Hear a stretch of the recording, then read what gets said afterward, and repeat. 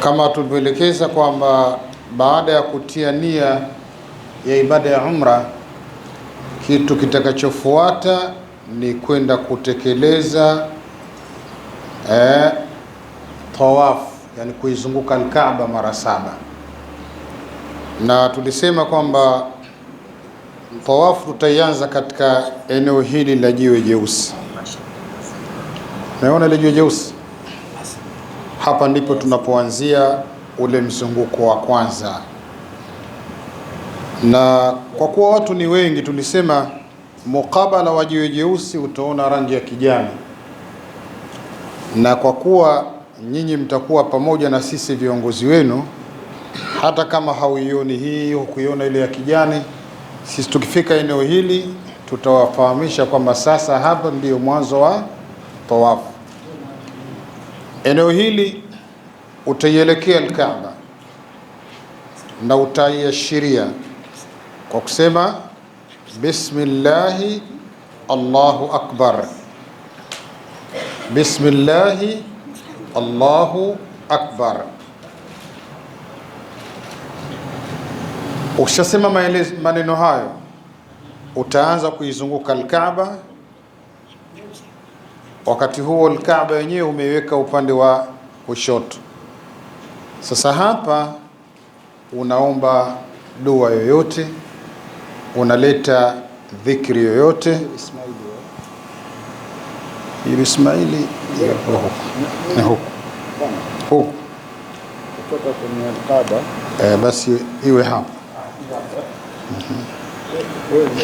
Umefahamu Unaendelea na dua yoyote ile, hakuna dua maalumu hapa. Unaleta dhikri mbalimbali, unaendelea mpaka utafika kwenye nguzo hii hapa. Kutoka nguzo hii kuelekea pale ulipoanza, hapa ndio kuna dua maalumu. Mmenielewa hujaji? Kutoka kwenye nguzo hii kurudi pale tulipoanza, hapa ndio kuna dua elekezi maalum aliyoifundisha mtume wetu Muhammad sallallahu alaihi wasallam. Na dua hii ni maarufu, ni mashuhuri katika midomo yetu. Utakuwa unasema rabbana atina fid dunya hasana wa fil akhirati hasana wa qina adhaban nar. Na kwa kuwa kutoka hapa mpaka hapa pana hatua, utakuwa unairudia ile dua mpaka utafika tena katika eneo ambalo ulianza tawafu hapa. Ukifika hapa, ina maana ule mzunguko wa kwanza ndio umemalizika. Utaelekea tena qibla, Allahu akbar, bismillah, Allahu akbar. Unaanza kuizunguka tena al-Kaaba, unakwenda hapa. Katika al-Kaaba kuna kitu kijikuta kimetokeza hapa, wanaita Hijri Ismail. Lakini kwa bahati nzuri siku hizi tunaona kana kwamba vile wameziba hapa. Kulikuwa na uchochoro, unaweza ukakatisha hapa. Lakini kama itatokea kwamba kiko wazi, hakikuzibwa, basi usipite katika uchochoro huu, kwa sababu itakuwa umepita ndani ya al-Kaaba. Ningeomba Sheikh Ali uchukue kile kisura hapa. Umefahamu Kuna kijikuta hapa kimetokeza hapa, na hapa katikati kuna uchochoro. Sasa huu kama itatokea wamefungua hapa, usikatishe, kwa sababu utakuwa unakatisha ndani ya al-Kaaba. Lakini nilivyoona hivi kwa kipindi cha karibuni ni kwamba wameziba hapa. Ukitoka, kwa hiyo wewe unazunguka al-Kaaba huko, hapo utakikuta kijukwaa kama hichi, wameweka chupa ndani yake. Ukiangalia utakuta nyayo mbili za Mtume Ibrahim, ndio jukwaa ambalo alisimama kwa ajili ya kuijenga al-Kaaba. Hapa unaweza ukapita huku, unaweza ukapita huku, haina tatizo. Kwa hiyo unaendelea na dua mbalimbali, unaizunguka Al-Kaaba. Sina dua ya kusema kwa sababu ni dua yote unaitaka mwenyewe. Utaendelea, utakuja mpaka eneo hili hapa, ambalo ukitoka hapa ndio unakwenda pale tulipoianza tawafu yetu. Hapa sasa kuna dua maalum, ni ile ile, Rabbana atina fid dunya hasana wa fil akhirati hasana wa qina adhaban nar. Rabbana atina fid dunya hasana wa fil akhirati hasana wa qina adhaban nar. Utafika hapa, huu unakuwa ni mzunguko wa ngapi? Wa pili. Utaielekea tena Al-Kaaba, Allahu akbar, unaendelea na dua. Tumeelewana? Unaendelea na dua zako mbalimbali, unamuomba Allah. Lakini hapa kati ya hii jiwe jeusi na huu mlango wa Al-Kaaba kuna eneo hapa inaitwa Multazam. Eneo hili dua inakubaliwa haraka sana, yani hapa ni zaidi. Kwa eneo hili ukitoka hapa, kabla hujaupita ule mlango wa Al-Kaaba, zidisha ile kuomba ipinde zaidi. Sawa? Muombe Allah subhanahu wa ta'ala kwa lugha yoyote unayoweza. Ukiweza Kiswahili, ukiweza Kiarabu, ukiweza lugha yoyote, mtaji Allah subhanahu wa ta'ala. Na mara nyingine hata kama utaamua katika mzunguko huu unasoma Qur'ani, vile vile hakuna tatizo. Tawafu inaendelea mpaka utafika tena hapa. Ukifika hapa unataka kwenda pale tulipoanza. Hapa sasa kuna dua maalum, Rabbana atina fid dunya hasana wa fil akhirati hasana wa qina adhaban nar. Na kama nilivyosema, kwa kuwa eneo hili ni eneo kubwa, unaweza ukarudia mpaka utakapofika hapa. Kwa hiyo kwa kufika hapa, mzunguko wa tatu ndio tumemaliza. Tunaanza mzunguko wa 4. Hali hii itaendelea mara 7. Mara 7. Nadhani hakuna sababu ya kuzunguka mara zote 7 sasa hivi hapa. Tukishamaliza hapa, tutatoa ishara wapi tukasali raka 2 nyuma ya makamu Ibrahim. Na kwa kuwa hapa kuna msongamano na watu wanapita sana hapa, sisi jeshi hili tutaielekeza eneo salama, kwa sababu tukiwaweka hapa anaweza mtu ataka poteza uhai wake, atakanyagwa. Kwa sisi viongozi wenu tutatafuta eneo linalofaa kwa nyinyi na kwa usalama wenu. Tutasali raka 2, na tulisema raka 2 hizi, raka ya kwanza utasoma alhamdu na ni sura gani ile? Qul ya ayyuhal kafirun. Na raka ya pili utasoma alhamdu na sura gani? Qul huwallahu ahad. Baada ya kumaliza utatoa salamu, tutakutoa hapa, tutakwenda kunywa maji ya Zamzam. Na maji ya Zamzam ndani ya msikiti wa Makka yako mengi. Wakati tunakunywa maji haya ya Zamzam, tutamuomba Mwenyezi Mungu Subhanahu wa Ta'ala kwa dua ambayo ametufundisha mtume wetu Muhammad sallallahu alaihi wasallam. Tutasema Allahumma arzuqna au Allahumma arzuqni ilman nafi'a wa rizqan wasi'a wa shifaan min kulli da'in. Mwenyezi Mungu, ninakuomba ilmu itakayoleta manufaa, wanufaike watu kupitia ilmu hii, na ninakuomba riski kwa wingi, riski pana, lakini vile vile ninakuomba uniponyeshe maradhi yangu.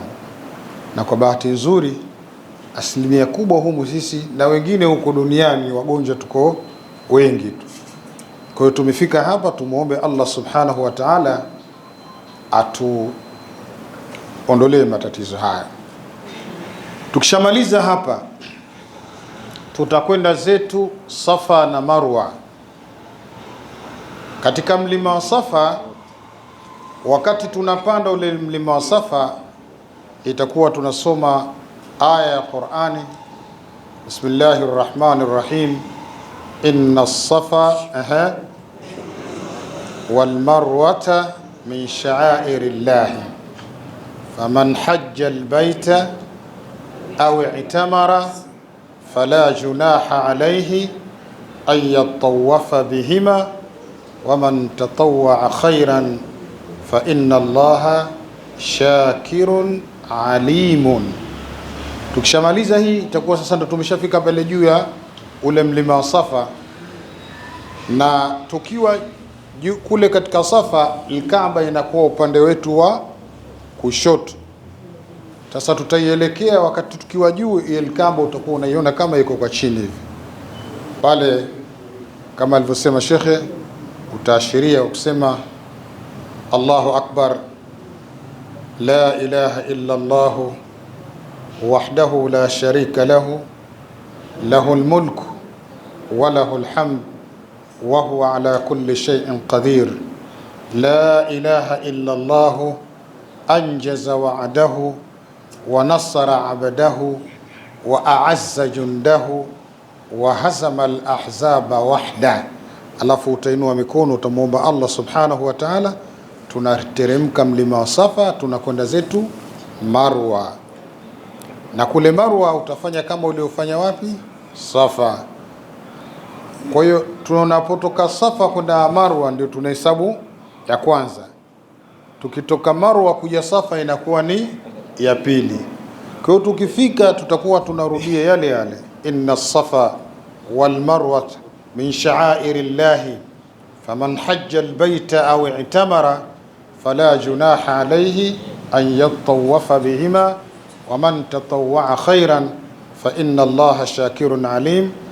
Utaelekea upande wa qibla, Allahu akbar, Allahu akbar, Allahu akbar, la ilaha illa Allah wahdahu la sharika lahu lahul mulku wa lahul hamdu wa huwa ala kulli shay'in qadir, la ilaha illa Allah anjaza wa'dahu wa nasara 'abdahu wa a'azza jundahu wa hazama al-ahzaba wahdahu. Utasoma na dua, tunateremka. Sasa wakati tunapokwenda katika eneo hili la Safa na Marwa, kuna eneo tutaona wameweka taa za rangi ya kijani. Eneo hili kwa wanaume watakaza kidogo mwendo kama vile wanakimbia, kwa wanawake watakuwa wanatembea kama kawaida. Na hapa vile vile hakuna dua maalum katika kutembea katika maeneo hii. Kwa hiyo wakati unapotembea kutoka Safa kwenda Marwa, eneo hilo utalipita, na wakati unatoka Marwa kuja Safa, eneo hilo vile vile bado litakuwa lipo. Kwa hiyo kwa wanaume watakuwa wanasema maneno hayo. Tukishamaliza mara 7, na ile mara 7 itakuwa tunamalizia kule Marwa, ndio tutaondoka kwa ajili ya kwenda kunyoa au kupunguza, na kwa kufanya hayo ibada ya umra inakuwa imemalizika. Tumeelewana mashekhe? Kwa wanaume mmenielewa? Kwa namna nilivyotembea, kuna haja huku mwe peke yenu au hii inatosha? Sijui. Lakini vile vile tulikuwa tuna aina nyingine hapa ya namna ya kuvaa ihram. Tulikuwa sasa tunataka tuonyeshe namna ya uvaaji wa ihram, na ihramu huwa wanavaa wanaume. Nyinyi akina mama mavazi yenu ya stara haya, kwa hiyo nyinyi hamna ihram, sawa? Kwa hiyo insha Allah tungemwomba hapa Sheikh Ali avae ihram. Kwa jamani, nguzo za umra ni 5 tu.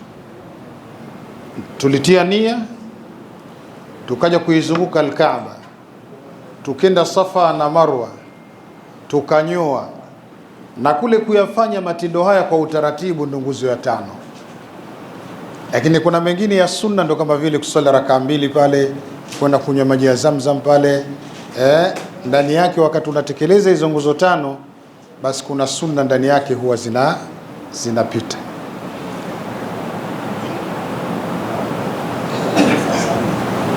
Hata Imam Hussein yupo pale, kama Imam Hussein mzungu wa kuvaa ihram. Anazijua, mara nyingi amekwenda bwana. Kwa hiyo utekelezaji wa ibada ya umra ndio huu, na utekelezaji wa ibada ya hija ni kama huu. Kinachozidi katika hija kuna kwenda kule Mina, Arafa, Muzdalifa, Jamarat, kuna tawafu al-ifadha. Kwa hiyo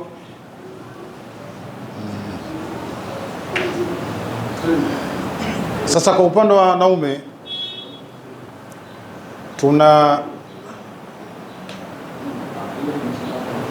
tunaelekeza namna ya kuvaa zile shuka, lakini zile shuka nazo zitakuwa na mikanda yake. Tunajua wengi hawawezi kuvaa bila ya mikanda.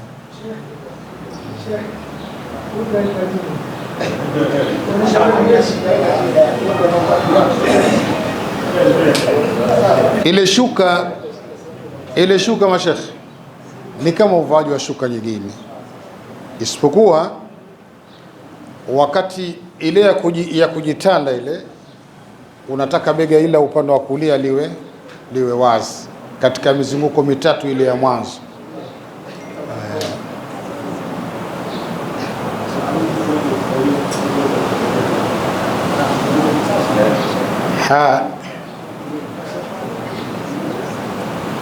Mnamuona Sheikh Ali simama hapa Sasa Shobachele, naam, utamuona mshavaa, lakini hatua aliyotumia amepitia hatua gani? Haya, sasa hebu Sheikh Ali simama pembeni, simama pembeni. Jamani, tunafanya kwa sababu haya, simama, kaa pembeni. Mmeona ihramu inavyovaliwa? Sogea pembeni.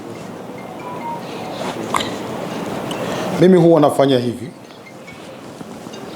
umeona, naichukua hii ihramu yangu, alafu na ileta hivi na ileta hivi kama msuli, umeona.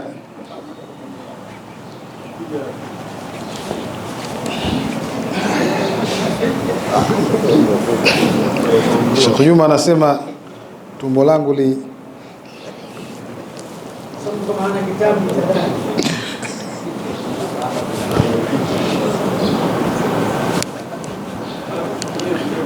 kwa sababu liko kwenye kanzu inateleza. Naona hivi, umeona? Alafu hii unavaa ili bega la upande wa kushoto unaliacha, wa kulia unaliacha, umeona? Sasa hapa ndio tuko kwenye ndege. Ukiwa ndani ya ndege uwezi kuliacha kwa sababu bado utekelezaji, lakini ukishaingia msikitini na ndio umeshafika hapa, lazima ile bega uliache wazi. Akina baba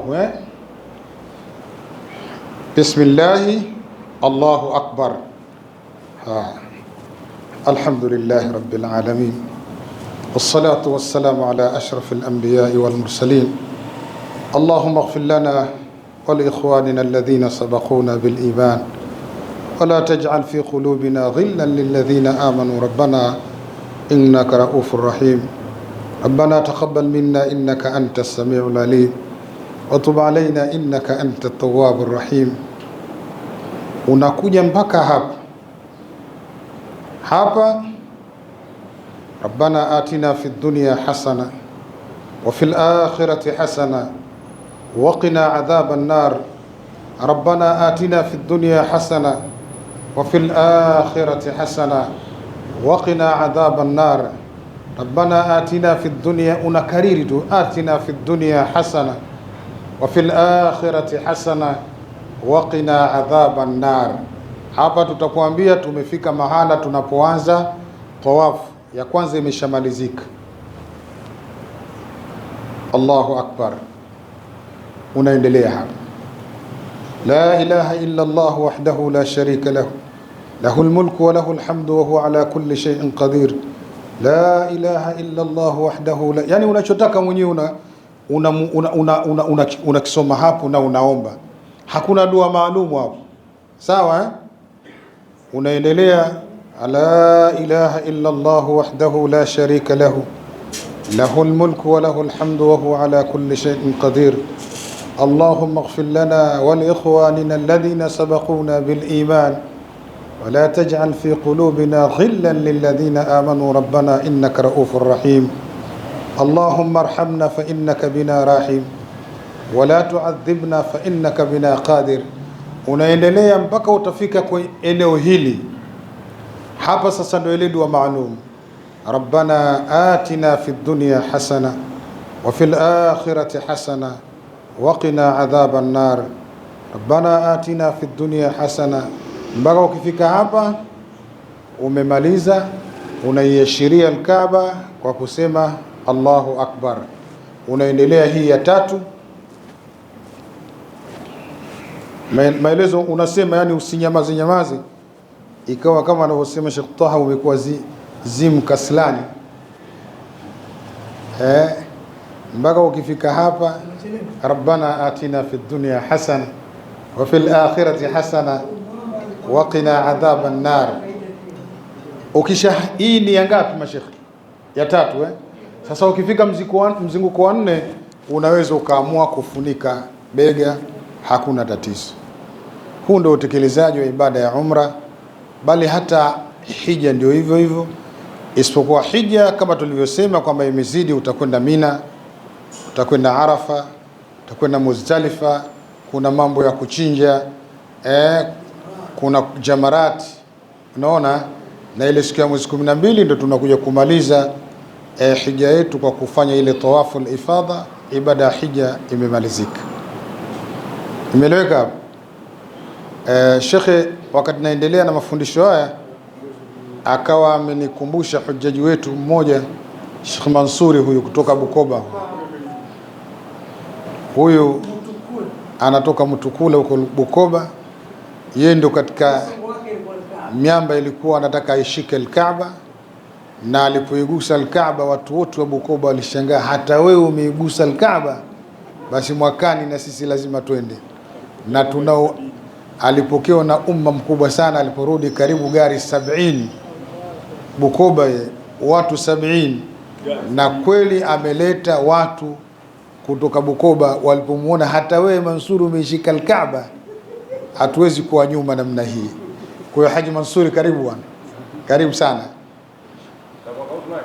Hapana, amekuja kuwasalimia wageni wa Mungu tu. Kwa hiyo ndugu zangu, mna swali katika eneo hili? Kama mna swali yoyote katika eneo hili, tunataka kurudi pale mezani, shekhe atajibu, lakini kesho tutaendelea kuyakariri haya. Tumeelewana eh? Wassalamu. Naam.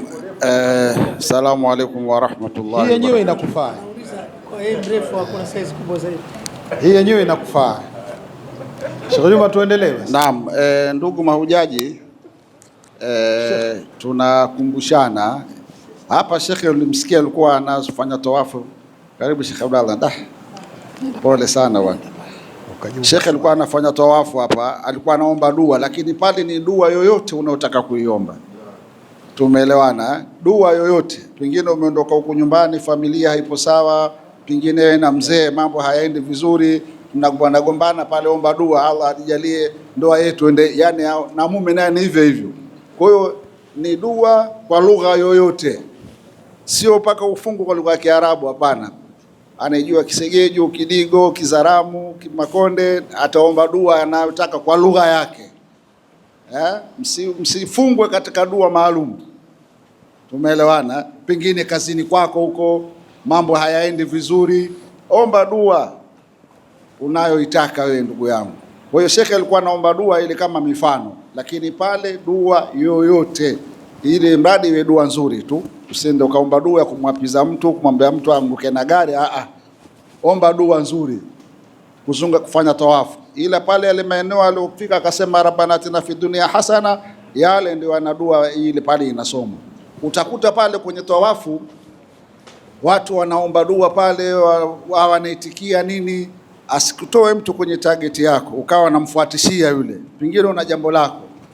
Siku moja Sheikh Tawabana anasema akiwa pale Temeke aliswali Ijumaa, alafu imamu kawa naomba mvua, alafu kuna muuza maji juisi, ikawa ile kijana anaitikia amin amin. Sheikh Tawabana akamuuliza, hiyo dua umeielewa nayoomba? Asidua tu Sheikh bwana, dua ambayo bwana anaomba mvua inyeshe pale pale. Sasa ni mambo gani hayo tena? Tayari kawa sasa kuchukia, usajua mvua ikinyesha maana yake maji hatopata soko. Tumeelewana? Sasa ndio hiyo, unakwenda unamfuata mtu, kumbe una jambo lako unalitaka, anakutoa katika mstari, unaacha kuomba la kwako. Kwa hiyo tumia lugha yoyote. Maji ya Zamzam tunywe kwa nia zetu. Mtoe mfano, mwaka juzi tulikuwa na mama mmoja mwanajeshi mstaafu kikosi cha Mizinga. Yule mama alikuwa na shida ya kwenda chooni sana. Daktari, nipe habari bwana. Akanifuata, sasa shekhe, alhamdulillah Sheikh Hamisi, mimi kweli nitaweza kumaliza tawafu bila kwenda chooni? Nikamwambia sikiliza, hajati wangu, tunaingia hapo fanya tawafu, chukua maji, mwambie Mungu akuzuilie hiyo hali, tia nia yako. Wallahi yule mama inawezekana alitia ile nia, ilikuwa tayari katika mudhara, mtawasiliana naye, hakupata tena ile shida mpaka leo hana tena kwenda chooni mara kwa mara. Amechukua pempazi zake kaziacha Madina. Asema shekhe, mimi nishapona. Basi wala usema mama, nishapona shekhe, toka nimetoka Maka ya hali sina tena. Alitia nia kwa maji yale ya Zamzam. Mtume anasema mau Zamzam bala, maji ya Zamzam yanafanya kazi kwa mujibu wa mtu anavyotia nia yake. Nitamuelekeza vizuri, wala usina unakunywa maji kama mnakunywa maji ya afya na baharesa. Yale ni maji, lakini yanamiza au yana sifa ya peke yake. Kwa tunakuombeni mkiwa pale, weni makini, dua ombeni kwa namna ambavyo Allah atawafikisha. Nenda kwa lengo lile ambalo ombea mtoto wako, watoto wako wako boarding, wako wapi, kwa Allah ajalie elimu na kadhalika. Hivyo ndio vya kuomba, na vinginevyo pengine unataka kuoa mke, mambo sio mazuri, omba pale, Allah nifanyie wepesi. Hivyo sisi tumeelewana, usifungwe. Unataka mume hivyo asikufunge mtu, basi muombe sana, omba dua. Kazini kwako huko omba dua. Unataka cheo, omba pale, Allah na mimi nataka cheo hiki, na kila siku napewa ahadi tu, nijalie inshallah. Sisi tumeelewana. Fanya hivyo Sheikh. Pale Multazim pale aliposema shekhe pale, sisi tukiwa huko mimi sina shida kumtaja mmoja katika watu alikuwa anasumbuliwa na mwenye nyumba. Sasa shekhe, nimekuja lakini sijui watoto wangu itakuwaje. Alifika pale akamwambia, Rabbi, naomba unijalie nipate makazi mazuri na kadhalika. Multazim pale kaja hapa, siku mtu anamuuliza, shekhe, una nyumba? Mimi sina nyumba. Shekhe, kwa hiyo unaishi hapa nyumba za kupanga? Haiwezekani. Akamwambia, utatafuta kiwanja kununulia nyumba ambao unavyoona wewe. Kamnunulia nyumba, simtaji wa shekhe ni nani. Tumeelewana? Anaishi mwenye Suni Kagera kule Magomeni wapi huko, wakati ule nyumba bei rahisi, lakini kamomba Mungu pale na Mungu kamkubalia dua yake. Kwa pale sio tena sehemu mtu umefika una simu yako umepiga video call, unaona hapo mimi niko unaniona hapo, angalia usawa hapa kwa mnara hiyo, wewe acha, utakwenda kumwambia hotelini uko ushapiga chumbani kwako, lakini sio pale. Na sasa hivi haruhusu pale hizo kupiga picha pale. Ukipiga picha pale faini milioni 7 za Kitanzania thamani yake.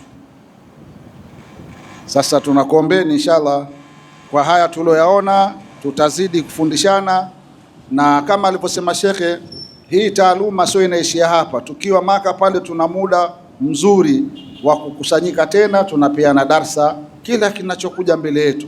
Pengine kesho tunaenda Mina mwezi 8, darasa ya Mina ile na Arafa na Musdalifa inatolewa tena pale. Kwa hivyo inshallah Mwenyezi Mungu atujalie kheri, atupe afya njema, tuende tukaitekeleze ibada ya hija. Ni muda wenu wa maswali sasa inshallah. Shekhe